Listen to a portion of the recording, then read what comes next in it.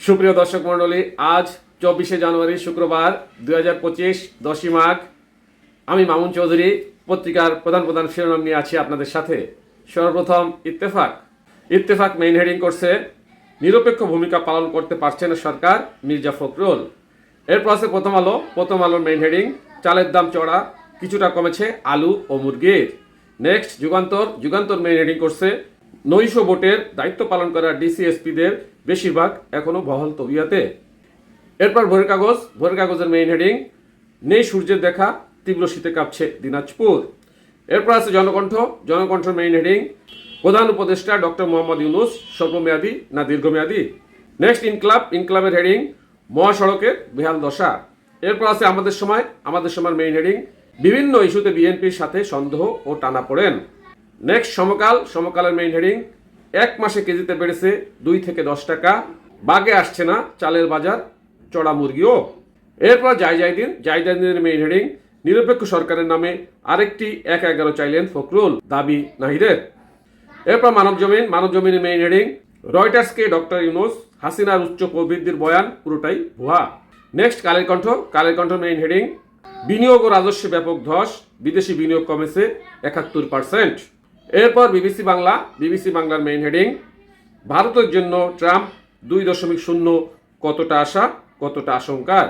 এই ছিল পত্রিকাগুলো প্রধান শিরোনাম। এখন চলে যাচ্ছি যে কোনো একটি সংবাদের বিশ্লেষণে। দর্শক মণ্ডলী, মেইন হেডিংয়ে জানিয়েছিলাম বিভিন্ন ইস্যুতে বিএনপির সাথে সন্দেহ ও টানাপোড়েন।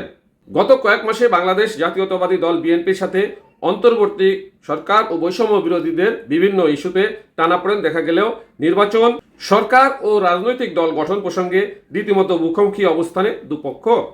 বিবিসি বাংলাকে দেয়া সাক্ষাৎকারে বিএনপির মহাসচিব মির্জা ফখরুল ইসলাম আলমগীর চলমান রাজনৈতিক পরিস্থিতি নিয়ে বিএনপির অবস্থান তুলে ধরলে তথ্য ও সম্প্রচার উপদেষ্টা মোহাম্মদ নাঈম ইসলাম, যুব ও ক্রীড়া মন্ত্রণালয়ের উপদেষ্টা আসিফ মাহমুদ এবং বৈষম্যবিরোধী ছাত্র আন্দোলনের সমন্বয়ক হাসনাত আবদুল্লাহ তীব্র প্রতিক্রিয়া জানান। বৃহস্পতিবার 23শে জানুয়ারি তারা তাদের ভেরিফাইড ফেসবুক পেজে 3টি পৃথক স্ট্যাটাসের মাধ্যমে এই প্রতিক্রিয়া ব্যক্ত করেন।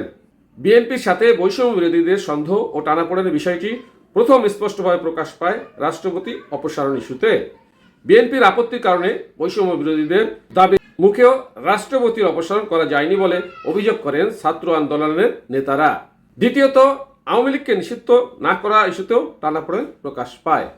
তৃতীয়ত, গত বছরের শেষ দিকে জুলাই বিপ্লবের ঘোষণাপত্র ঘিরে উত্তেজনা দেখা দেয় রাজনীতিতে। সন্দেহ ও অবিশ্বাস আরও ঘনীভূত হয় দুপক্ষের মধ্যে। চতুর্থত, কিংস পার্টি গঠন, নির্বাচন নাকি সংস্কার, কোনটি আগে হবে, এমন নানা প্রশ্নে দূরত্ব বাড়তে বুধ ও বৃহস্পতিবার বিবিসি বাংলাকে দেওয়া 2 পর্বের সাক্ষাৎকারে বিএনপির মহাসচিব মির্জা ফখরুল ইসলাম আলমগীরের বক্তব্য এখন তাদের দুপক্ষকে মুখোমুখি অবস্থানে দাঁড় করিয়েছে। এই ছিল এই সংবাদ প্রসঙ্গের মেইন খবর।